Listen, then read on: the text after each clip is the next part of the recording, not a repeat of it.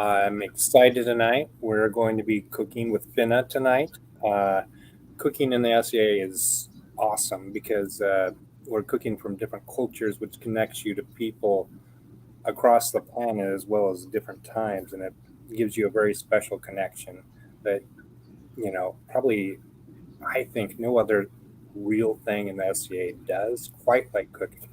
Because we're tasting foods that people were tasting 100 years ago, thousands of miles away, and it gives you a very special connection to that. And so I'm excited to be cooking with have my friend cooking, Finna, who is an expert on all things Roman. So I'll just turn it over to you, and you can start. I'm really excited. I think that Roman food is some of the most interesting and amazing food that you can find in the SCA. To be honest, it has a lot more in common flavor profile wise with um, Indian and East Asian cuisine than it does with modern European cooking. And so I think they're really unique flavors. But one of the things that really fascinates me about Roman food and Roman cooking in general is that we haven't looked at it enough, right? There are a few people dabbling here and there. Everybody's heard of Sally Granger, who's sort of this preeminent scholar on Roman foods. And she didn't start out as a scholar in Roman food. She started out as a chef working on a special project with a museum, and it sparked this huge interest in her. And then she went to school and has been doing research. But one of the things that we're always learning about Roman food that it's not exactly what we think. We've had this historical perspective that the elites of the Roman world ate this, the lavish feast. Like if you watch Anthony and Cleopatra or the old, Cleopatra movie with Elizabeth Taylor, you think conspicuous consumption. And there is a lot of that. But on the other side of that, we keep thinking that the average Roman citizen ate, gruel, grapes, grains, maybe some olive oil. But the reality of that, which we're finding out from archaeological research, is that that is completely biased and doesn't have a lot of basis in actual fact. Archaeological research is showing us that the average Roman actually ate really well. They had a protein diet that was 23% of their consumption, which is in keeping in line with what most modern diets are. And they ate extravagant things from all over the empire, even at the lowest levels of society. Did they eat them in the same quantities as the rich? No, but they still had access to them. So, what I'm going to cook for you tonight is one of my favorite foods. It's so simple, and yet it's so lavish. When you eat it, you are like, how could it possibly be this simple? So, this is called a dulcia domestica. And basically, the title in Latin means another sweet, a household sweet. So this would have been a common everyday food. Every person, regardless of rank in the Roman Empire, would have had access to this. It starts with dates, so that's what we're going to start with. I'm going to start with stuffing some dates. And there's several different varieties of the Dulcia domestica. The one we're doing tonight is being stuffed with, I don't know if you can see them, if I get the camera angle just right. There you go. We're stuffing them with pine nuts. And what's really interesting about these is that they weren't just plain pine nuts that they were stuffing them with, they were peppered pine nuts. So, pepper is a really common spice ingredient in Roman food. And these pine nuts were basically mixed with a whole bunch of ground pepper. And I did that part off camera because it takes a little while to get just the right saturation of pepper in your nuts. And this is I often keep peppered pine nuts on hand because this is an easy food to take to feast at your local barony or canton or shire. And the pepper flavor in the pine nuts, it kind of assimilates over time, which is you think is really weird, right? Because we're talking about a nut, but somehow by letting the pine nuts sit in the pepper that you've poured over them, the two flavors meld together a whole lot better, and you get a much more balanced flavor instead of, oh my god, I took a huge bite of pepper. But over time it sort of mellows and settles into the pine nut and just gets this really subtle flavor. My niece, who's 15, loves to do this part with me. And she jokes about getting to stuff date butts with nuts because she's 15. She thinks this is the funniest thing ever. And she has little tiny fingers, so it goes faster for her. For me, it takes a little bit of time because my fingers are a little chunky. But one of the things I love about this is it's not something we think about. I mean, there are a lot of cultures today that have stuffed dates, but we think of them more like being stuffed with cheese because that's more common in some of the modern cultures that do stuffed. And where you do get them stuffed with nuts, you get them stuffed with things like almonds or walnuts, even pecans. This is a really interesting dish because it mixes the savory and the sweet and the salty in ways that are really simple but unexpected. So off to the side while I'm stuffing our dates, I'm going to start heating up. I just have a little skillet here because part of this process is we're going to candy the dates in honey.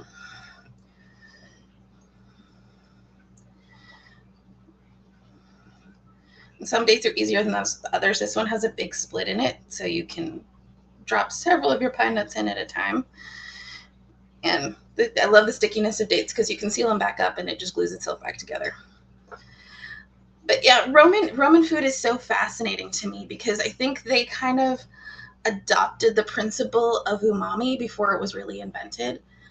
A lot of Roman dishes will get this mixture of savory, sweet, salty, sour. And you see that in a lot of the spices that they use. Another dish that I make all the time that is really popular in my local area and with my family is it's a chickpea dish. And it's really simple, again.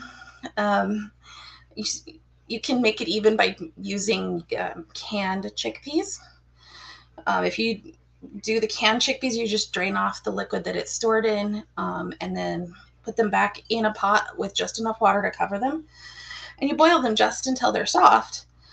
All of the flavor comes at the end after your chickpeas are cooked because you're going to make a little sauce of them out of carolinum, which is a reduced grape syrup, liquamen, which is a fish sauce, and asafoetida, which is asafoetida is made from a resin of one of the fennel family plants, and it has this really, really strong half garlic, half onion aroma to it. In fact, when I teach the class, I like to pass around the spice bottle, but I warn people not to stick the spice bottle very close to your nose because really all you have to do is kind of open the bottle and waft the flavor into your nose and you will definitely get the aroma. And the aroma of asafoetida can be kind of off-putting if all you're doing is just, sniffing it. The magic of it comes when you cook with it. Because while it has a really potent smell and a really potent flavor, as long as you're using it in the right quantities, which tend to be really tiny, it has really, really great flavor. So to this pan we have heating up over here, I'm going to add honey. And you want to add several tablespoons. You want it to kind of coat the bottom.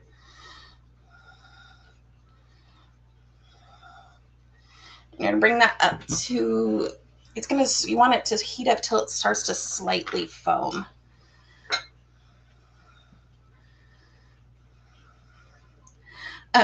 With the chickpea dish, people are always surprised when they watch me make it because it's a pound of chickpeas and the sauce that I make to go over it is less than 6 tablespoons of liquid.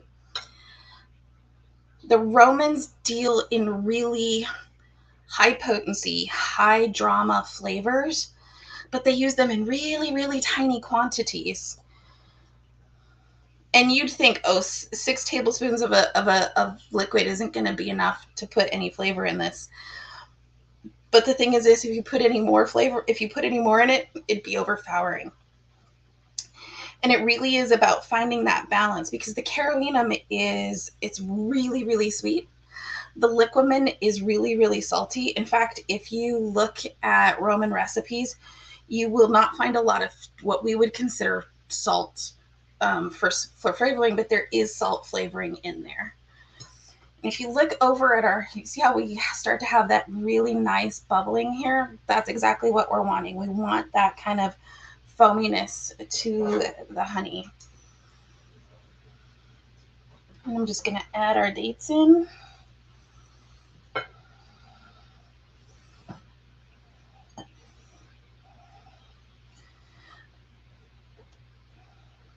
But with Roman cooking, you really are balancing flavors. Um, and you're trying to get just that right balance. Turn that down just a little bit now that we have nice boily honey.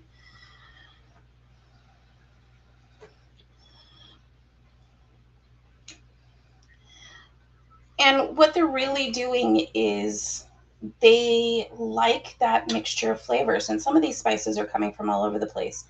Some of them they're making at home. Asafoetida is being imported from the Far East along the spice road from India. Carolinum is made at home. Carolinum is made from the first crushing of grapes from the must. And what they do is they take that grape liquid and they boil it down until it's 1/3 of its original volume, and you have this nice, beautiful syrup. Liquamen is made at home as well. And what I was saying before I got distracted by the foamy honey is that if you look at a lot of Roman recipes, you won't see salt in a recipe. There is still salt flavor there, but it's not coming from salt like we think of salt. It's not coming from table salt. It's coming from liquamen. And liquamen is a fermented fish sauce.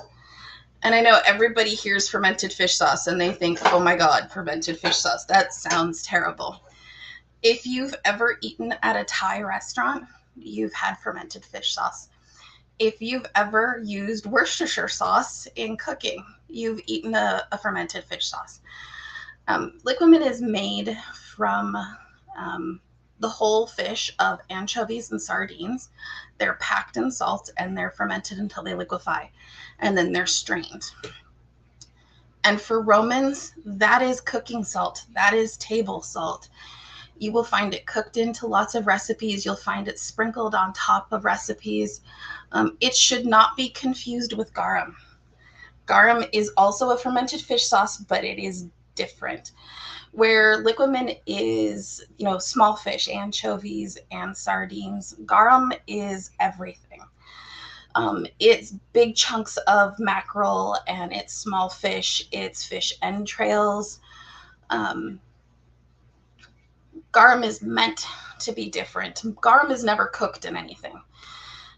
So when you see garum recipes, recipes that include garum is always served on top. So I like to joke that liquamen is table salt and garum is ketchup. You don't usually cook with ketchup, right? You're not putting it in things. You're dipping stuff in it after the fact.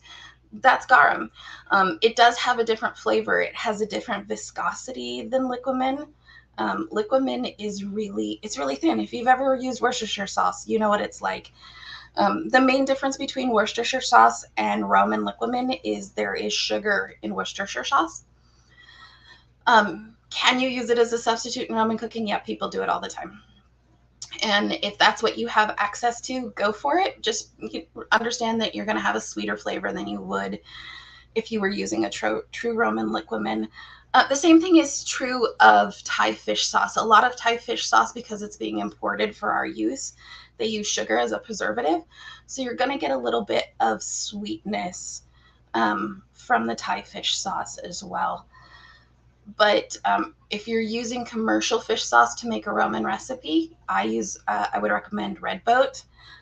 You can make liquamen at home, but it's a smelly process and your neighbors might not like it very much. Ask me how I know. And I'm just gonna, with the dates, we're just gonna keep giving them little turns in the honey as they cook. We wanna just cook them 3 to 5 minutes because we're just looking for their skins to start splitting.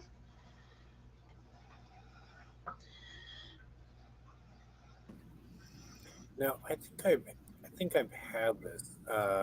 Did you, by chance, do this at Crown or a vigil? I did bring some of these to Crown. This is one of my favorite dishes to make. It travels well, especially when we get to the final step. And they just, for something so simple, there's such a rich flavor to them.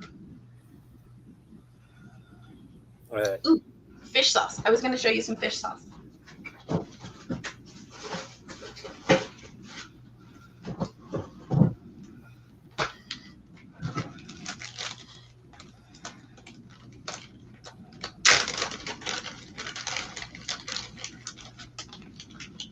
So with the fish sauce, and I learned this from experience, I have made my own. My neighbors were kind about it, but asked me not to make it at my house again. I have a friend now who has property out in the middle of nowhere, and I have a blanket permission to come out to the property and make my fish sauce every summer. But this, see if we can get this on camera. This is homemade. Do you see how dark that is? Oh, yeah. It's really thin, right? Like it's thin like Worcester sauce, but look how dark it is. And this is Thai fish sauce. Look how light in comparison. How it's almost amber. It's really hard to see on the camera. Oh no, I think it's coming across. But yeah, there's a huge difference. And part of that is the preservative process, right? Unfortunately, for commercial foods, they add things to them to preserve them. With my Thai fish sauce, with my homemade fish sauce, I make it once a year. If I keep it properly chilled in airtight containers, it will last me about a year. Have you noticed a difference in when you're buying your ingredients, whether if you're buying from a store like Safeway or Kroger, or if you're buying from a specialty market? So Safeway and Kroger here, I can't get fresh anchovies or sardines. All I can get is canned. We do have a local fish market who will special order them for me. But I have to order a certain amount in order for them to be willing to special order that. I was thinking more on your fish sauce. So I'm really fortunate. I have a lot of options. I have a really nice Asian market in my town. The Thai fish, a taste of Thai fish sauce that I showed you, the commercial one, that came from Fred Meyer. There is a Safeway in town that carries my red boat. That carries the red boat, which is for commercial fish sauces. I think that one's my favorite and the closest that I can get to accurate. But I also, there's a huge Asian market in my town, and they carry stuff from multiple Asian communities. And thank goodness the lady knows me and she's really nice, because there are no English labels on anything. But I told her what I was looking for, and she went and pulled it off the shelf, and she said this. So now I have that bottle, and I keep the label, and when I go in, if it's not the owner, if it's one of the workers, I just go, I need this, and they take me to it right away. But a lot of places have something that is close. There is a difference between different brands. A Taste of Thai is sweeter than the Red Boat. And Red Boat is sweeter than the one that I get from the Asian market. Yeah, I think a lot of our ethnic ingredients, a lot of times we get a little bit different flavor than what they do overseas. And I think it's disappointing, especially if you're trying to recreate something. Oh, absolutely. Let me wash my fingers real quick, because even with as well as I package my fish sauces, you still get little bits on your fingers when you touch the bottle. Oh, yeah. I was playing around with some Indonesian cooking, and a very common ingredient for them is shrimp paste. And I can imagine it's probably along the lines of cooking down your own fish sauce. So with the fish sauce, the Romans fermented it in the sun. So I have a friend who's a potter who made me a miniature dolium, because doliums are usually like 500 gallons. She made me a gallon one. And you pack, there's actually a recipe. It's in the Japonica, which is actually Greek, but in post period, but it references in period cooking books on how to make liquid women. And you just take your dolium and you pack a layer of salt and then a layer of fish and a layer of salt and all the way to the top. You put your lid on, you set it out in the sun. When I do it, because I'm worried about wildlife being attracted to the tasty, tasty aroma of fish sauce, we actually built a little cage for the pot to keep the wildlife out. And periodically I have to go out and stir it, right, to make sure everything's mixing and melding and all that fun stuff. And it takes about 3 months. And if I run out of fish sauce before the new fish sauce is ready, then I use store-bought. In fact, I like to make the same recipe with both, just so people can taste the difference between store-bought and homemade. So what I'm doing now is, remember I told you this mixes kind of the salty, the sweet, and the savory? Well, after they candied it, they rolled it in sea salt. This is one of the few recipes where you see actual salt in a recipe. One of the other recipes where you'll actually see salt in the recipe, bread making.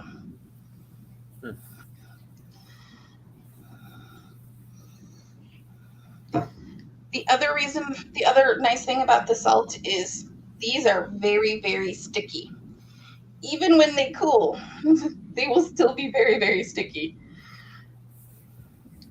Rolling them in the salt, in addition to adding that nice salty, sweet flavor, keeps them from being super sticky. Although I will tell you, I took these to Collegium a couple weeks ago, and we had so much ambient moisture because we had a huge snowstorm here right before, and then I crossed over into Western Washington, and there was so much humidity there that no amount of salt could keep the dates from going super, super sticky. The honey on the outside, because of moisture, almost turned into taffy. So do be aware, if you live in a high humidity area, the salt coating is necessary, but you still might get taffy dates, honey taffy dates.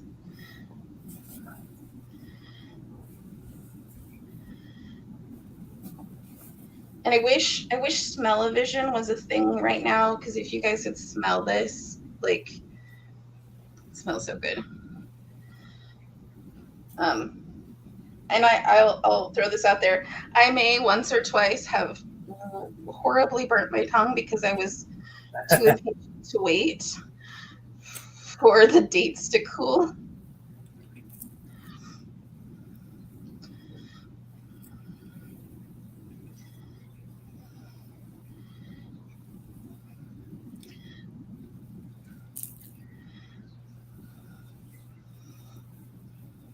Yeah, I'm horrible at hot things. I like to use my hands a lot. So when I was cooking down my fryer for my soup earlier, you got to pull the bones out. So I don't want to throw away the meat, so you got to pick it off real quick, and you can't quite do that with a fork. Yeah.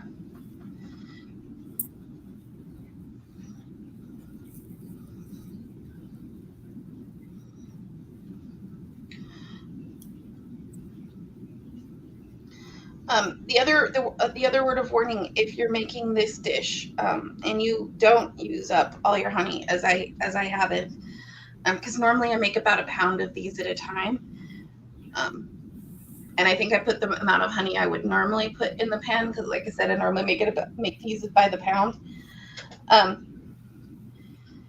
If you let it cool in your pan, it will turn to honey candy. You can get it out, but it'll be a little bit hard to do. If you want to eat the honey candy, because it will have some date flavoring from cooking the dates in it, there will be little pieces of pine nuts in it, because the pine nuts like to fall out when you're cooking.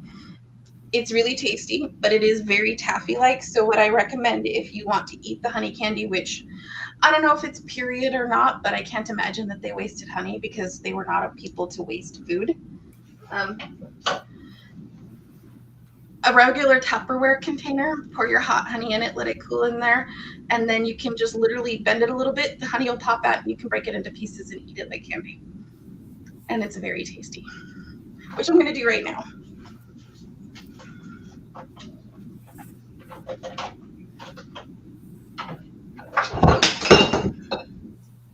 As I throw things all over my kitchen. It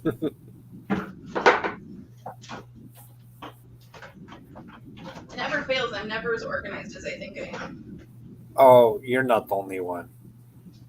I think that's partly a requirement for being a Scadian and the SCA is, you have to have a little bit of chaos in your life.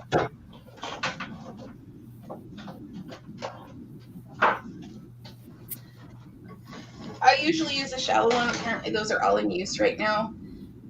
It doesn't really matter, like I said, because once it cools, you're just gonna literally just kind of twist and pop the container a little bit, and it'll pop right out.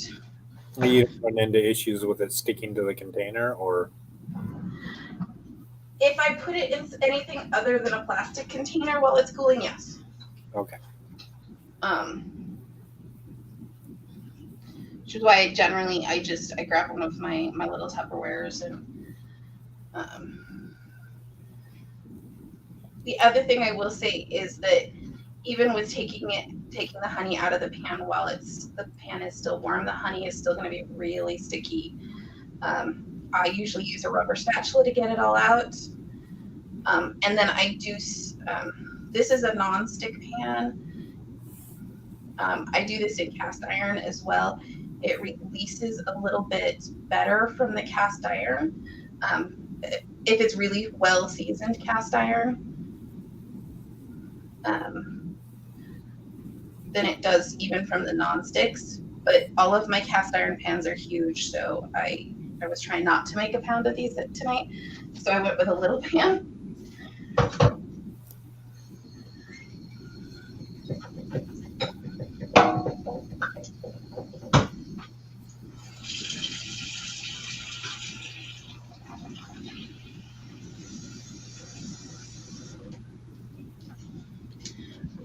And you can see how much the honey is darkened from the cooking.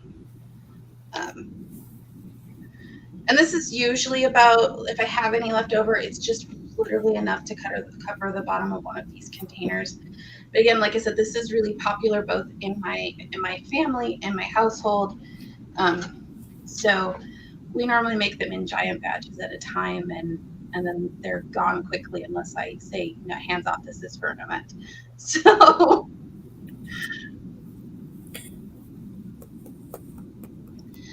this is Dulcia domestica. Oh, that's lovely. I wish smell-o-vision was a thing, because I can't even begin to describe to you just like how warm, and it smells like warm honey and hot dates, and that there's just like this little hint of spiciness, which I know is the pepper, but even though I know what it tastes like, every time I make it, I just love the way it makes the house smell. Some people love the smell of cinnamon baking in the oven. I love the smell of these cooking. Now, again, where did you find the recipe for doing this? So this particular recipe comes from Apicius. Apicius is Marcus Gavinius Apicius. He's considered to be the foremost Roman author on cooking. The book that is eponymously titled after him contains more than 500 recipes. A couple of caveats to that. Apicius is a real first century person. We know for a fact that he existed. He was a contemporary of Columella and Pliny. Whether or not all of the 500 recipes in the book that are titled as belonging to him were actually written by him is questionable. The oldest copy of the Apicius manuscript we have dates from the oldest full copy dates from the 10th centuries. There's some partial copies from the 4th and 5th century. One of the things that a lot of food historians are talking about is that while a large number of the recipes may be his, he was a famous gastronome from the period. chances are it's a compilation of recipes that was put together around the 4th or 5th century. So one of the things that I love about cooking in the SCA is that it is very definitely experimental archaeology. 9 times out of 10, and it doesn't matter whether you're reading Cato or Pliny or Columella or Apicius, because all of those have recipes in them, you're getting a snapshot is the best way to look at it, right? You're getting probably a list of ingredients, no quantities, no how long to cook it. One of my favorite recipes says, what is it? Oh, stuff bird meat in onion, bake until done. Yeah. Season with good spices. That's the whole recipe, right? The entire recipe. Well, okay, so then I had to go, my starting point for that is, how do I bake it in an onion? I mean, this isn't like a pepper where it's hollow inside. How do I bake them in onions? And I basically just figured out that I had to break an onion in half and separate the layers, and then keep the matching layers together so that I could restuff them. It said to wrap them in cheesecloth, which I've done. If I'm doing it for a feast, I usually wrap them in tin foil because it's easier and faster. I had to figure out what kind of bird meat, look what was popular, what was available. The good spices thing, that was a rabbit hole, because they didn't tell you what was good spices. So I went and looked at half a dozen recipes from that same cookbook, and then from a cookbook from the same period and same area but different author, and went, well, how did they flavor their bird meat? And then I literally, when I'm redacting a recipe, and my roommate thinks this is hysterical, I have a chemistry notebook.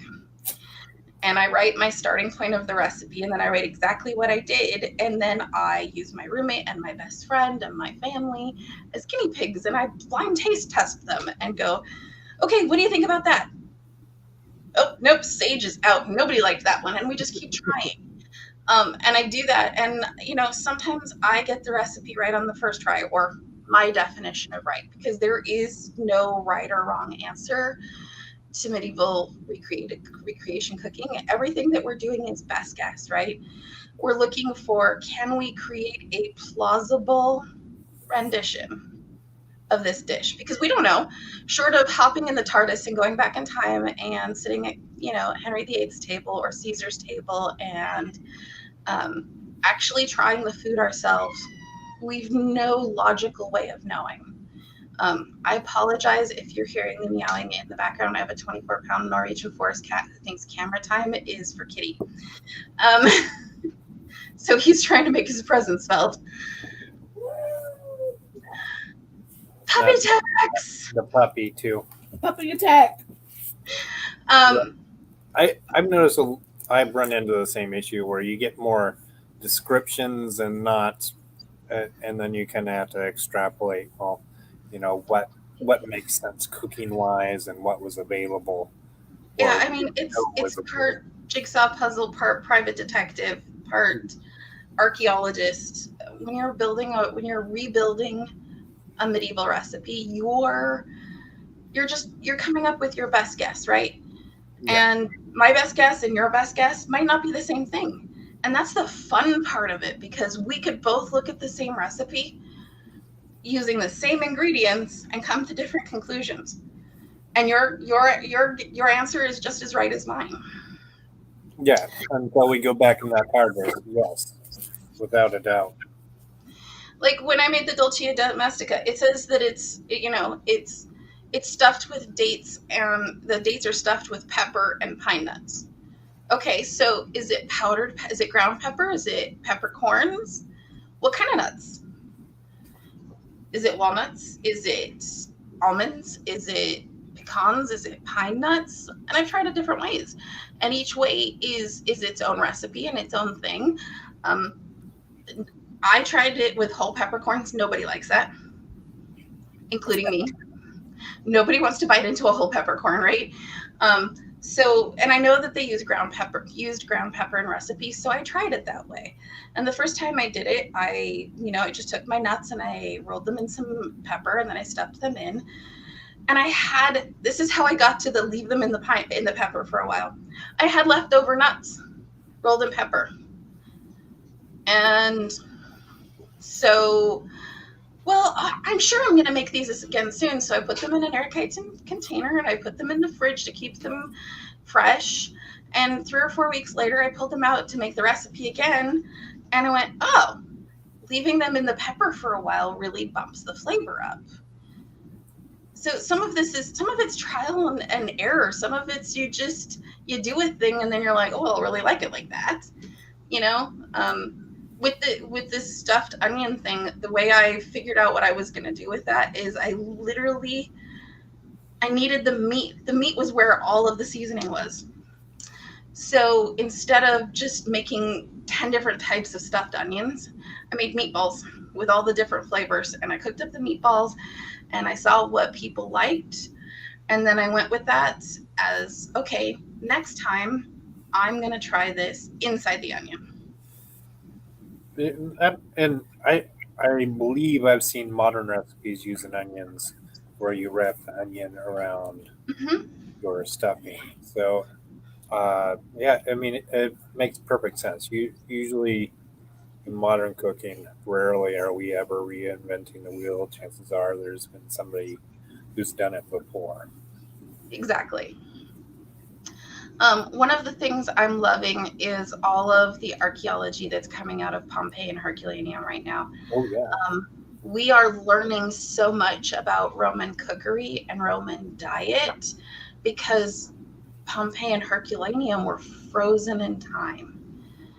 We have, not only do we have food waste that we've found, we've got archaeological finds of cookwares, we have import records because, and you wouldn't know it today because Pompeii is so much further from the shore, but Pompeii was a shore city in the 1st century before Vesuvius blew up. There are documents that indicate that there were rules for how liquamen was produced. And these are things we never knew before because nobody thought that they were important to write down. It was something that was passed down from generation to generation, or cookbooks aren't written for cooks in the Middle Ages, right? They're written for patrons. You're not going to give away all the secrets of your recipes because you don't want your person who's competing against you for that job with the rich duke to find out exactly how you did it. And that's the other thing about recipes, whether you're talking about Roman food or you're talking about late Middle Ages, early Renaissance, you are cooking for your audience. And the recipe that you make is going to change depending on who that audience is.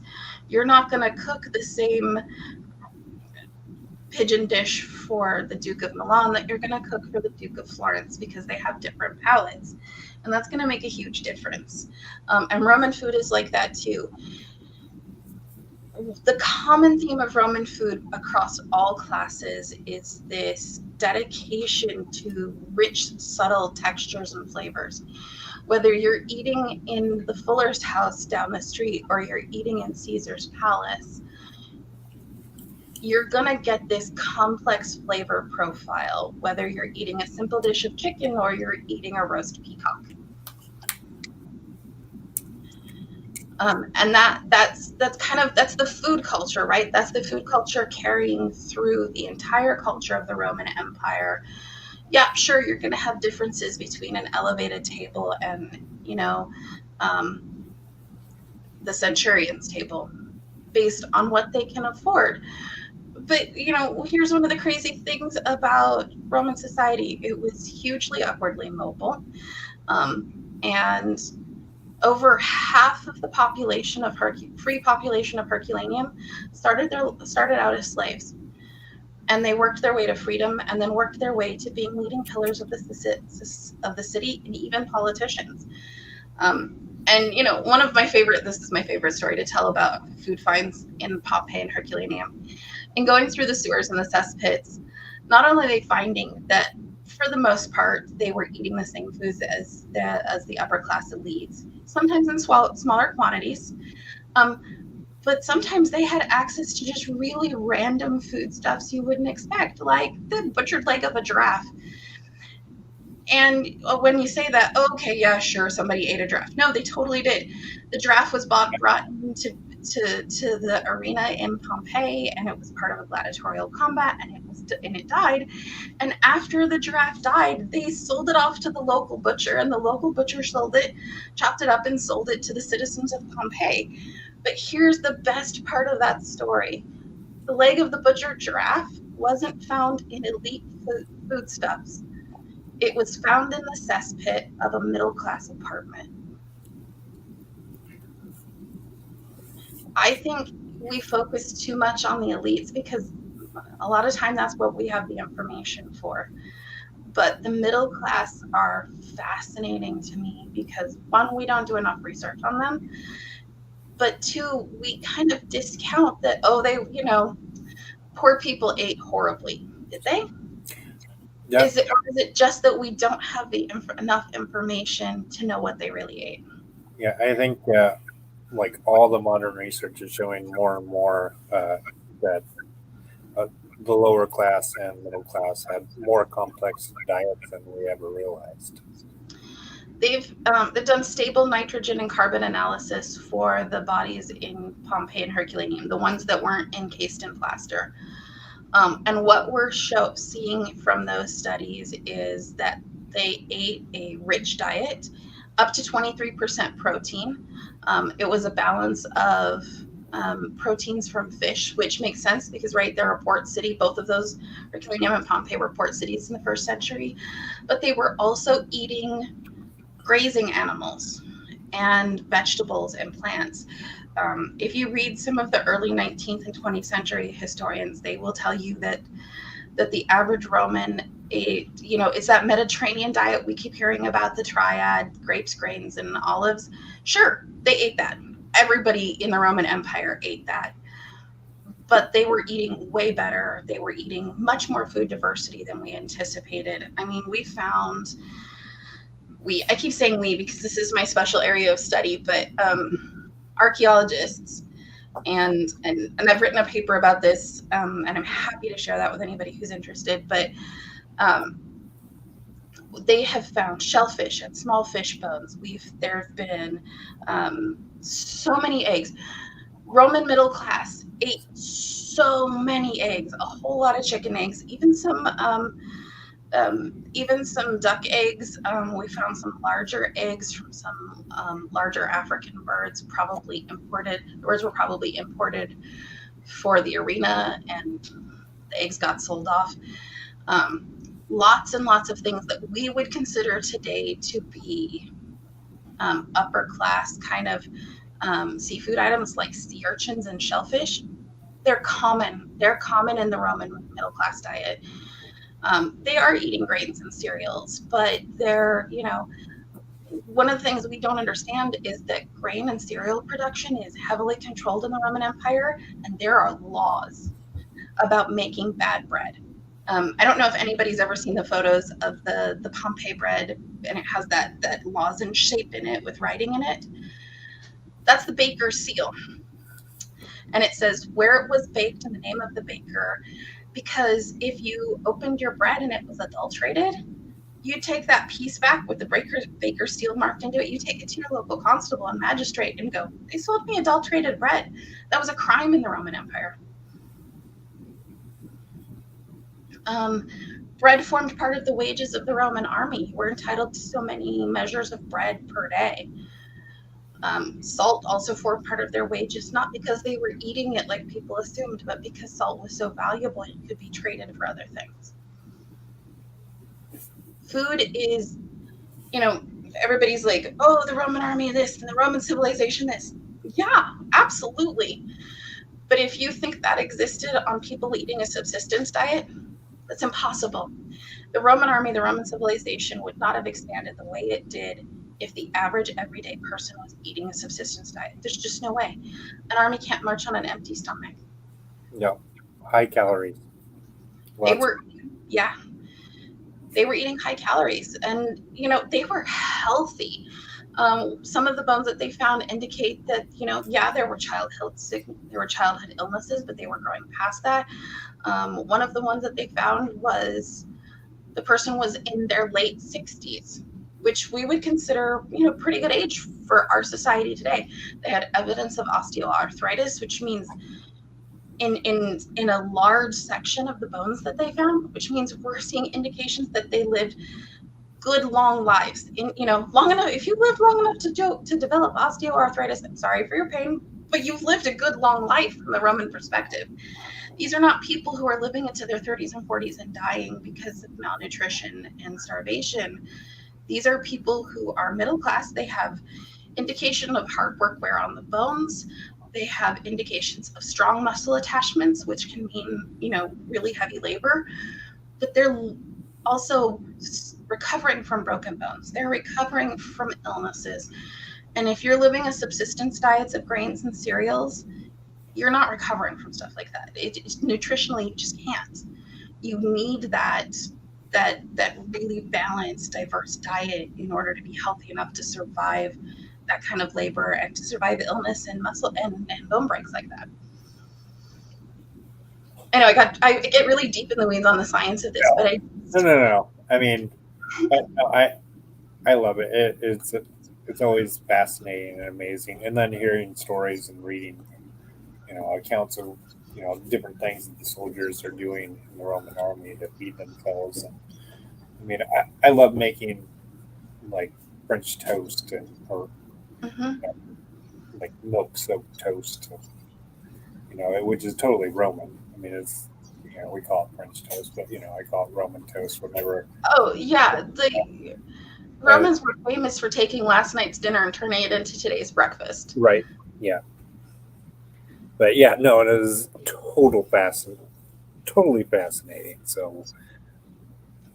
Well, and I think that the things that we're discovering from the new archaeological finds is changing our perspective of history, but it also changes our understanding of food. If you just read Apicius, you think he was writing for the Roman elites, and he probably was. But every culture has a thread that runs through it that regardless of whether you're sitting in a palace or you're sitting in the farmhouse down the road, there's a connection there. You might not be eating the same exact things, but there's a cultural thread that connects that. And Apicius can show us some of that because we know that there are dates and pine nuts in a middle-class cesspit. So is this plausible for a middle-class person to eat? Absolutely. Oh, I would think it would be completely accessible for middle and even possibly lower class. Everybody thinks that the Roman middle class and lower classes ate local, and they did to a certain extent. But the thing that they don't understand is that you have to look at the agriculture of the region. We'll focus on Campania right now because Pompeii and Herculaneum are kind of my specialty, and they are in the Campania region. Campania is completely a very fertile agricultural farmland. But from a perspective of a farmer, are you going to grow local grains you can eat when the Roman Empire is bringing them in cheap from Egypt? Or are you going to grow cash crops like olives and grapes on high volcanic soil where you can make a killing of a profit off of growing wine grapes and olives for olive oil? I mean, that's an easy choice, right? And we have economic archaeologists and agroarchaeologists that are looking at this kind of stuff. And we know from Plato and Columella that they chose grapes and olives, even though the soil was perfectly capable of sustaining a cereal crop. They'd no need to. Cereals were coming in from Egypt really cheaply, things like emmer wheat and why would you waste the time to grow a cereal crop when you can grow a cash crop that's going to make you more money and feed your family over the winter through the growing season? Did people still have gardens where they ate local produce? Absolutely. Even the farms that are focused on grapes and olives, they have locally grown vegetables that they're eating, but most of their cereal crops are coming from the provinces, not from the internal empire. Rome is like that too. You know, there are market gardens in the city. There are market gardens outside of the city where they're getting fresh local vegetables, but the vast majority of the cereal crops are coming from the provinces. Later in the imperial period, olives really take off in Spain, and so Spanish olive oil starts to compete with Italian olive oil. Keeping in mind that I'm using Italian to designate the region because there is no real Italy at this point. Um, but it starts to compete because they have great soil for growing olive oil. And a lot of the while you still have olives being grown in a lot of places in Italy, people start switching over to more grapes because grapes from inside the Central Empire are highly valued. But towards the end of the imperial period, you see Roman grapes starting to flourish in places like Gaul and even Germany. I'm doing research now on grape varietals that are ancestors of ancient Roman grapes because my next research project is how do I recreate Roman wine? In fact, I started a vineyard in my backyard because I'm crazy. No, it is wonderful. And it is at one of our local events. We had a bread competition, and the person who got best overall grew the wheat herself, ground the wheat, and baked her sourdough bread from scratch. And I mean, it is such an amazing, wonderful thing when people take time and effort to, produce that, beginning to end product.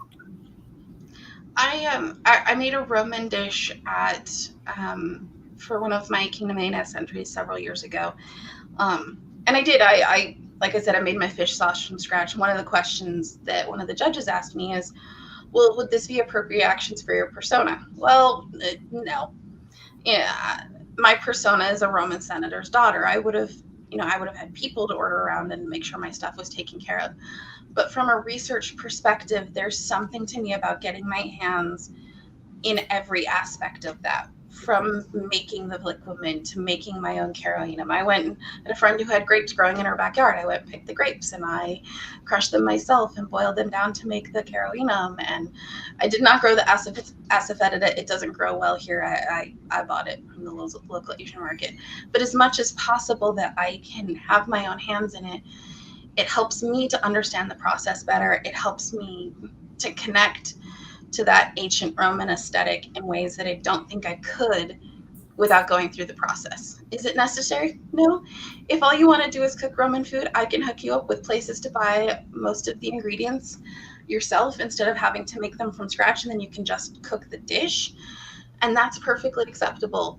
For me, I love having my hands in every aspect of it. But if all you want to do is learn how to make good Roman food, I can hook you up with where to get the right ingredients to do that. I do have my limits. I mean, from scratch is good, but depending on the day and the dish. But I know, Bubba. so it sounds like you have a kitty that is waiting on you. Yeah, he's trying to tell me it's supper time. Do you want to give some final words and then we'll close up the session? And Absolutely. Roman food shouldn't be scary. I know trying something for the first time, it can be, but it's really not. It's really tasty and it's flavorful.